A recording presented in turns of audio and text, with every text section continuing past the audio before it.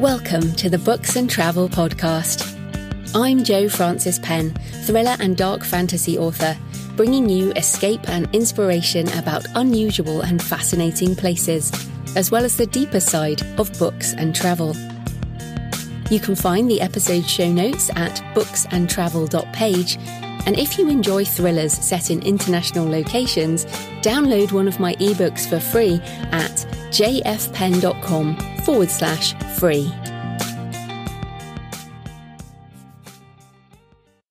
Hello travellers, I'm Jo Frances Penn, and in today's episode I'm doing a solo show. A pilgrim in the path of history, solo walking the Camino de Santiago Portuguese Coastal route. So in September 2022, about a month ago as I record this, I walked the Camino de Santiago along the Portuguese coastal route.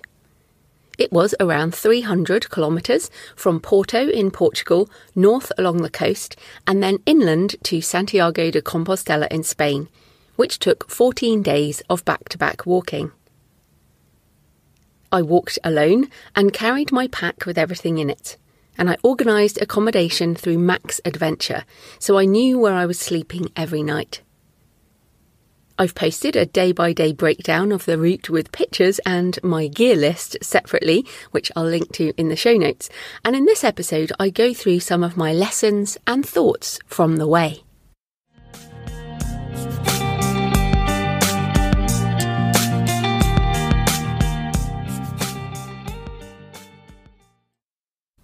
One, walking in the path of history puts life in perspective. The cathedral at Santiago de Compostela is almost 1,000 years old, and pilgrims have been walking there since medieval times from all over Europe. I started in Porto, Portugal, with its historic centre and cathedral on the banks of the River Douro. The route heads north along the coastline, past Roman fish salting vats, and at Matosinhos there is a sculpture of women wailing as they look out to wrecked boats on the horizon, where their fishermen husbands lie beneath the waves. Life retains a familiar rhythm through the ages, and some aspects of being human never change. Walking every day shrinks life down to its basic elements: eat, sleep, walk. You appreciate the simple things: shelter from the rain and wind, a hot shower after a long day, painkillers and blister plasters, coffee in the first few hours of the day, or a cold beer when the sun is high, local bread and olive oil when you're hungry, an encouraging smile from another pilgrim.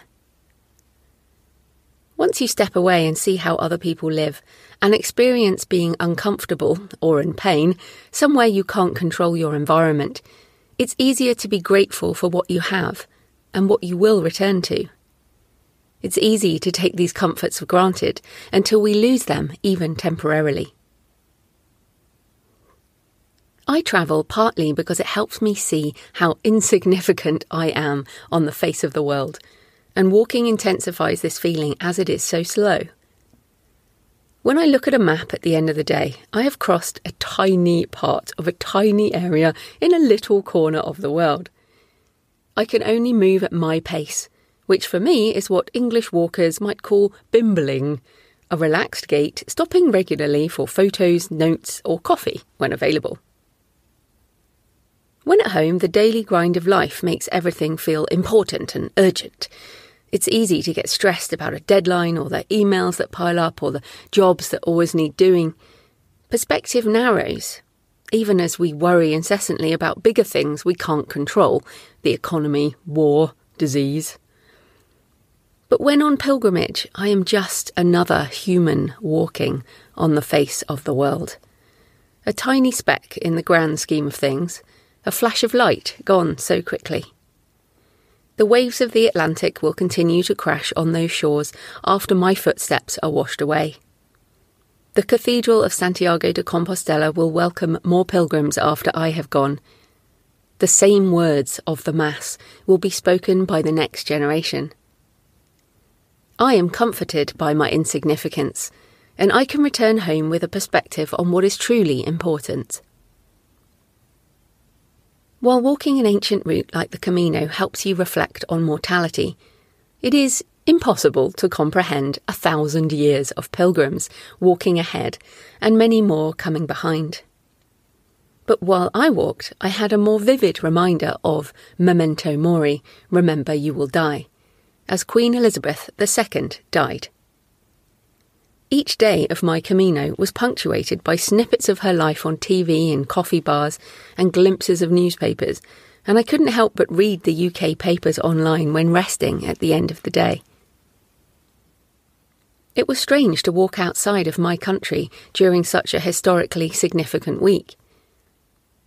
I remember seeing newly carved statues of the Queen and Prince Philip mounted outside the cathedral in Canterbury on my first pilgrimage in October 2020, which I talk about in episode 50. The stone was paler than the other sculptures of historic monarchs, because obviously it was so new. The features weren't weathered, and of course both were still alive at that point. As I stood by those sculptures, there was a sense of standing next to living history as another generation passed, and now they are both gone. I am not an ardent royalist by any means, but the Queen was a constant across my life, as she was for many Brits.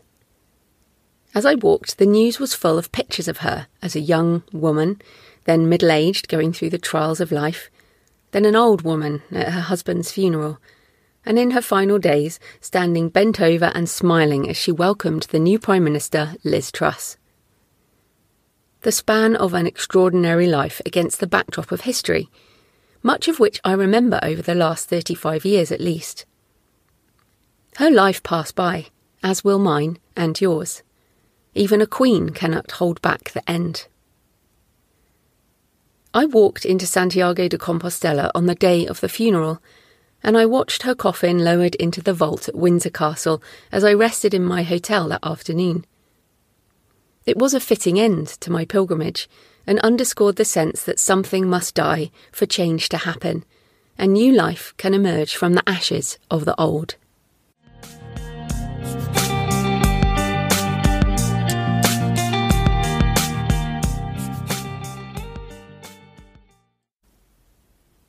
Two, if you've lost direction in life, pilgrimage can help. A pilgrimage is a clear task with a clear direction.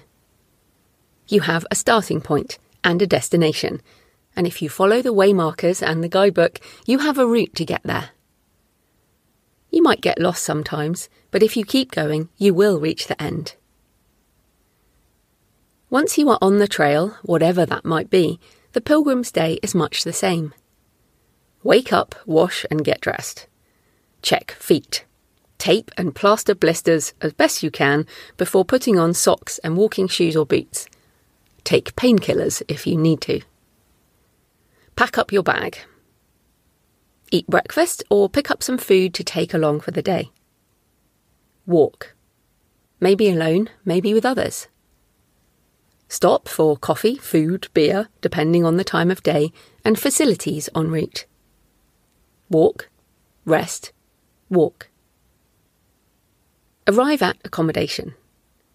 Shower while washing sweaty, smelly clothes. Hang clothes to dry. Check feet and dress blisters. Take painkillers if you need to.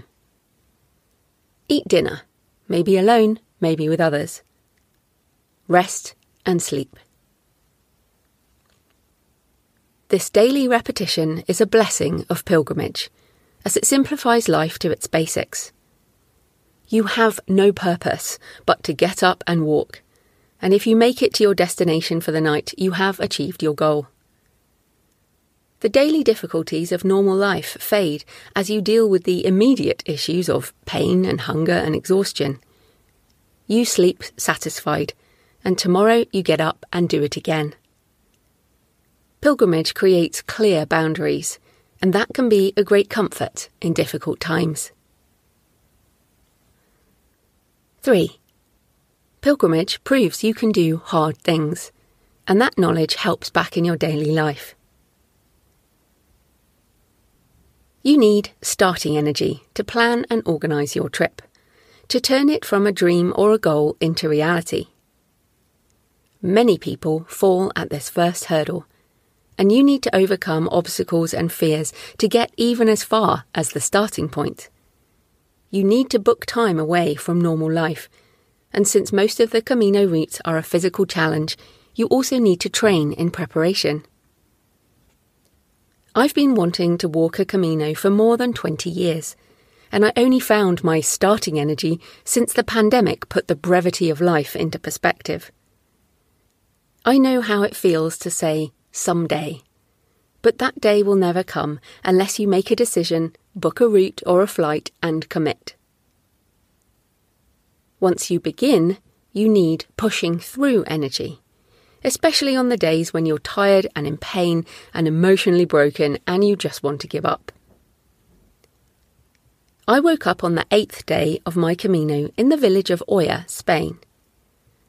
A hurricane had blown in the night before, cutting the power to the village as I lay in bed, listening to the violence of the wind and rain. When I woke, it was still dark, and rain pounded down outside.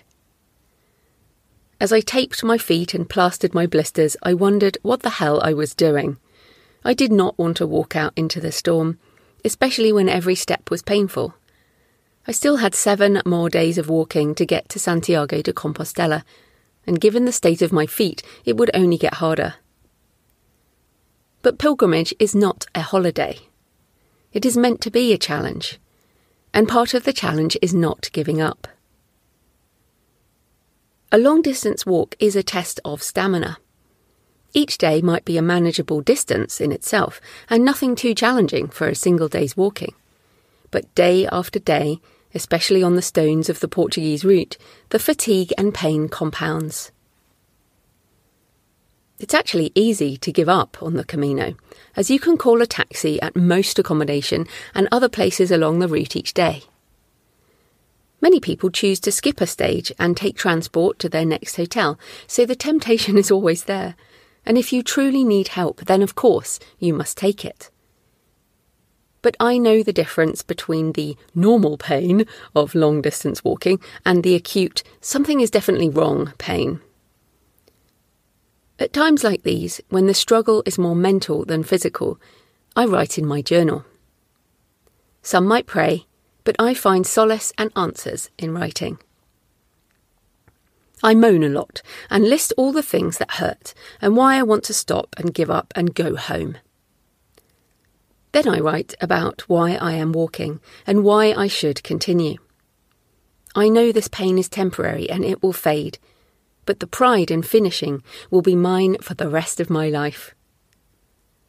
I write my affirmations over and over. I am strong. I can do hard things. I will finish. That morning in Oya, I took some painkillers, put on my rain gear, and headed out into the storm. This pushing through energy will get you to your destination and help you overcome obstacles along the way. Then you need finishing energy to return home and reflect on the experience, to bring the lessons of the Camino to the rest of your life. It's too easy to arrive home, put your pack away and your clothes in the wash, then catch up on the inevitable life admin and everything you've missed. By the time your blisters have healed, you may have already forgotten the lessons of the way, and finishing energy is needed to find the gold and incorporate it into your life. It might be rereading your journal, or going through your photos and printing those that resonate. It might be taking action on a decision you made on your walk. Don't just slip back into life as if nothing has changed. The gifts of pilgrimage take time to emerge, so allow some space for them. This episode is part of my finishing energy, and I'm also writing a book on pilgrimage, which includes lessons from the Pilgrim's Way and the St. Cuthbert's Way, in addition to the Camino. It will be out in 2023, so depending on when you're listening, check out jfpen.com/pilgrimage for links, and I'll put everything in the show notes.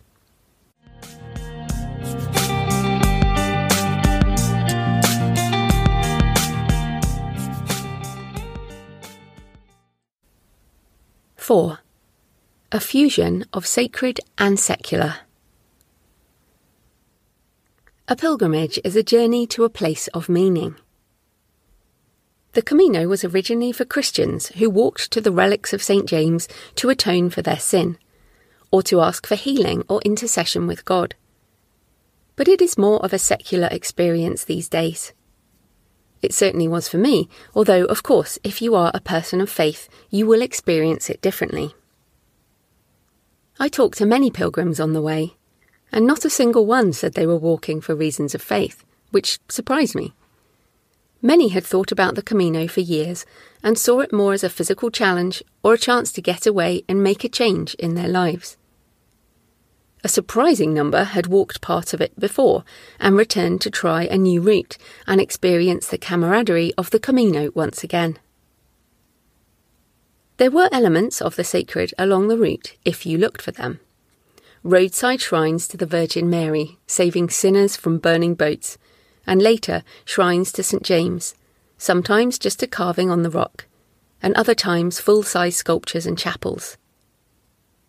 There are plenty of churches along the way, but the convoy of pilgrims stopping to get their credentials stamped made them crowded and noisy. I found more moments of peace in graveyards than sitting in the nave of the churches.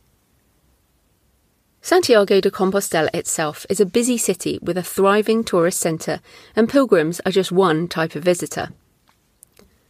The cathedral is packed full at every Mass, of which there are several every day, and there is nowhere to find silence if you crave it, as I do.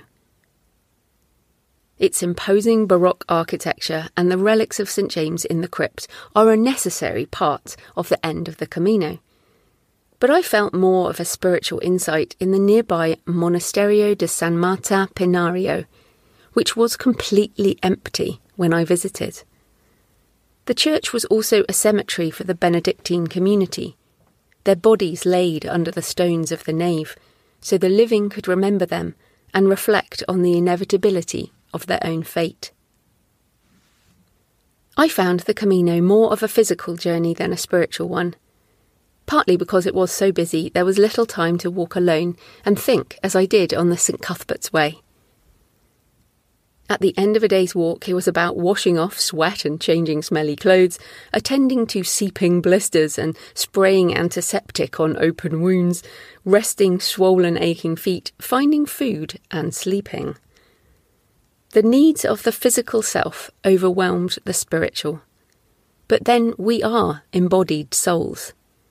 The physical is how we experience life, even an occasional glimpse of the divine.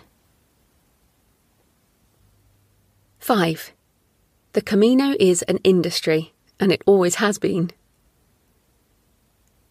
The Camino de Santiago has waxed and waned in popularity, and now several 100,000 walk the different routes every year.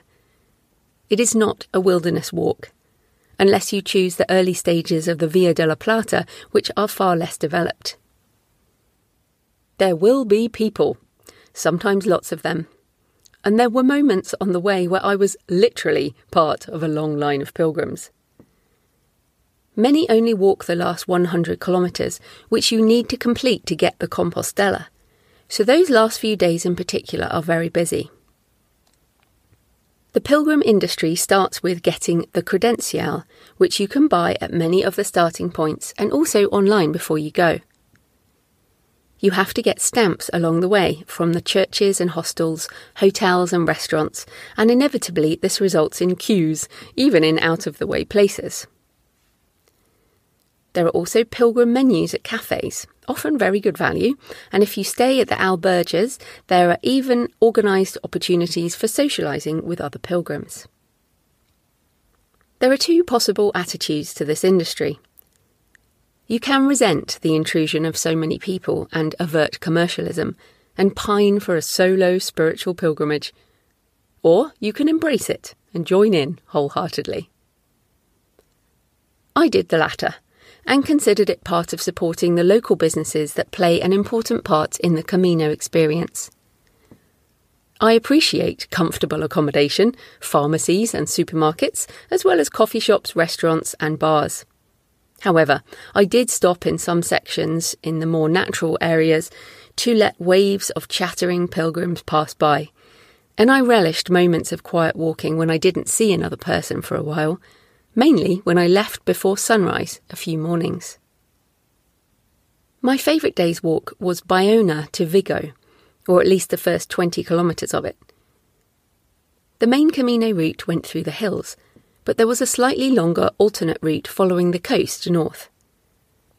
I chose the coastal route, which was barely waymarked, but by keeping the sea on my left, it was easy enough to navigate along paths and boardwalks. I left Bayona in the dark and walked north as the dawn broke over the coastal wetlands. Wading birds picked their way through the shallows and finches darted between bushes on the shore. The path followed alongside almost deserted beaches. It was a cool autumnal weekday morning, so there were just a few dog walkers on the sand. There were heavy clouds overhead and the wind blew rain in later that day. I saw a few pilgrims, but mostly I walked alone, happy to have taken the alternative route, to step out of the stream of pilgrims even just for a day.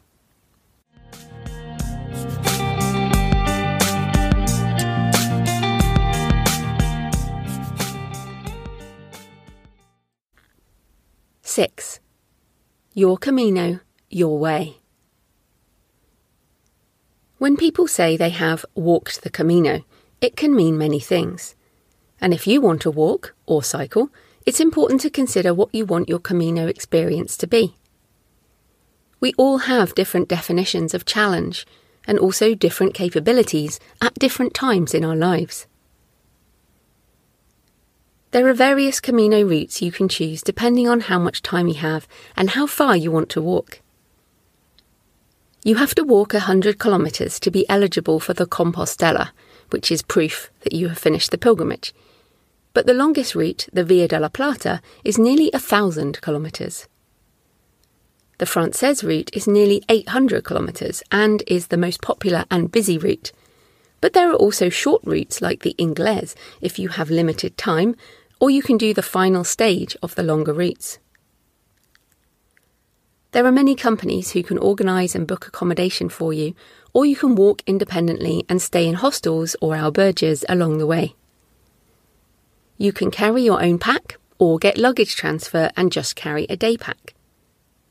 The time of year will also impact your experience, so you can see how the challenge can vary depending on these practical elements. While I originally wanted to walk the Française route, made famous by countless books and the film The Way, I couldn't be away from my business for the time needed to complete it. I decided on the Portuguese Coastal route, still a challenge at 14 days back-to-back walking and considered much quieter than the Française. I carried my own pack and walked the whole route.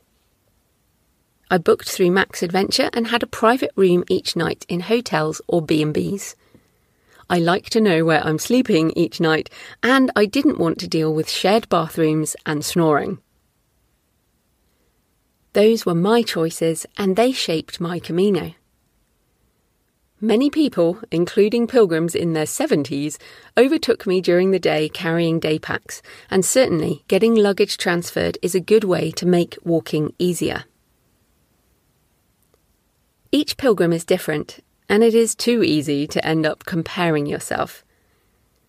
You might pass a tired and limping pilgrim one day, only to end up like that yourself another day. You might wish your pack was lighter, or you might judge others for only walking 5 days instead of a longer route, or you might judge yourself for not being fit enough, or for not looking after your feet and getting blisters, or for carrying too much stuff. But no pilgrim is better than another. We all have different reasons to walk and different challenges along the way. Keep your eyes on your own path. A few practical considerations and tips. In terms of training, I regularly walk 20 kilometres with a day pack, and I also do weight training, so I have strong legs and no issues with my knees or back. This was my third multi-day solo pilgrimage walk, but it was also much longer than anything I have done before. I knew I could do 6 days back-to-back walking in bad weather, but on reflection, 14 days was difficult, even though there were some shorter days in the middle. I should have scheduled a rest day, and certainly recommend one if you are carrying your own gear for weeks at a time. I've done plenty of long walks without getting blisters in the same walking shoes, but after one long, hot and sweaty day walking on rocky, uneven ground, I started getting sore spots, and they compounded into blisters over subsequent days, despite using blister plasters. I have shares in Compeed. I ended up taping my feet and hobbling the last few days, but the many pharmacies along the way are used to pilgrims, and you'll find painkillers and blister plasters front and centre in every one. I've listed my gear in a separate article linked in the show notes, and I was pleased with my Osprey Cirrus 36-litre backpack. I didn't get any bruising on my hips and no back pain, so it wasn't too heavy at around 8 kilograms, plus water during the day, so probably around 10 kilograms. I made the mistake of a heavy pack on the St Cuthbert's Way, and I definitely paid the price. I was also grateful for my walking poles, which are Lecky Women's Micro Vario Carbon trekking poles, which fold down into 3 pieces and are really light. The Portuguese route is rocky and uneven in places, plus they helped this tired and wobbly pilgrim keep going in difficult times. During the day, I took pictures and wrote little notes in my phone, and then every morning I woke early and wrote up the notes from the day before. If you want to reflect on your experience later, definitely keep notes and take photos as you walk. On a multi-day trip, the days blend together as the routine of pilgrimage shifts the passing of time in some strange way. Schedule time before you leave, both practically and also to shift out of your normal busy life into pilgrim time, which is a slower, more reflective pace. You'll also need to schedule time at the end to ease back into things. Have at least a day in Santiago de Compostela to look around and attend Mass, but also keep your schedule clear back home. I was exhausted and needed to rest the first few days, but also I found I couldn't just jump back into my busy work and meetings and noise. I needed some reflection time before ramping up to full speed. I'm writing this and reading this a month after returning, which has given me some space to reflect, and my blisters are all healed too.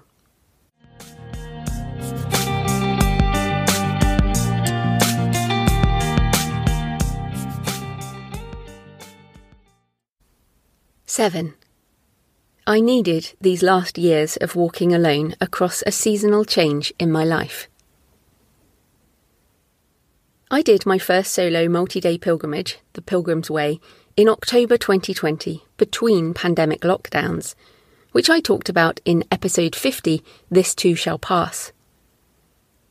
I walked the St Cuthbert's Way alone in October 2021, when I was still recovering from COVID, and I have walked alone for many days in training. I love my husband, Jonathan. He is my best friend, and we walk together a lot. But I needed these times to walk alone. The pandemic lockdowns made me feel like a bird bashing its wings against the bars of a cage, as I talked about in my lessons from the Pilgrim's Way. I walked myself into submission over that time, and the pilgrimage helped calm my anger and frustration and grief at everything going on in the world and my inability to change it. These last 2 years have also been a time of change physically and emotionally. I'm 47 as I record this, and I'm still in the hormonal roller coaster of midlife, which has impacted my sleep and mental health and, compounded by the pandemic, has made the last few years pretty tough. I had terrible insomnia for most of it, but I'm grateful that this has now been fixed by HRT patches, which have been truly life-changing for me. I know HRT is not for everyone, but I recommend reading Menopausing by Davina McCall if you or anyone you love is struggling through this phase. These long walks have given me so much during difficult times. I am goal-orientated, and completing a pilgrimage route is a clear physical goal that you can tick off and feel a sense of accomplishment in finishing. I walked alone and proved to myself that I can do hard things, that I can walk through pain, that I can walk in all weathers, that I can deal with things going wrong, and I can cope with my fears along the way. I have proved to myself that I am resilient, and that has felt like an important thing to prove at this time of my life. Many people walk pilgrimage at a time of change, out of a need to reset, or change jobs, or recover from grief or separation, or find an answer to a question. This Camino trip alone was not about changing my life, and in fact it made me realise how grateful I am for what I have in my creative business and my happy marriage. But the 3 pilgrimage routes together over the last 2 years have certainly been a path of change through a rocky period in my life, and in the world in general. It feels like the end of one season and the beginning of another. Perhaps that's just one of the gifts of middle age, but regardless, walking the Camino was the completion of a life goal, and it closed one chapter so I can begin another. For now, I'm working on my pilgrimage book, combining aspects of the emotional and spiritual journey with practical tips which will hopefully help you if you are considering such a trip. You can find more details at jfpen.com/pilgrimage. So thanks for listening today, and I'd love to know what you think about this episode, your experiences from your own pilgrimage, or any questions. So please leave a comment, just go to the show notes at booksandtravel.page, or tweet me at The Creative Pen. Buen Camino. Thanks for joining me today on the Books and Travel podcast. I hope you found a moment of escape. You can find the episode show notes at booksandtravel.page, and if you enjoy thrillers set in international locations, download one of my books for free at jfpen.com/free. Happy travels until next time.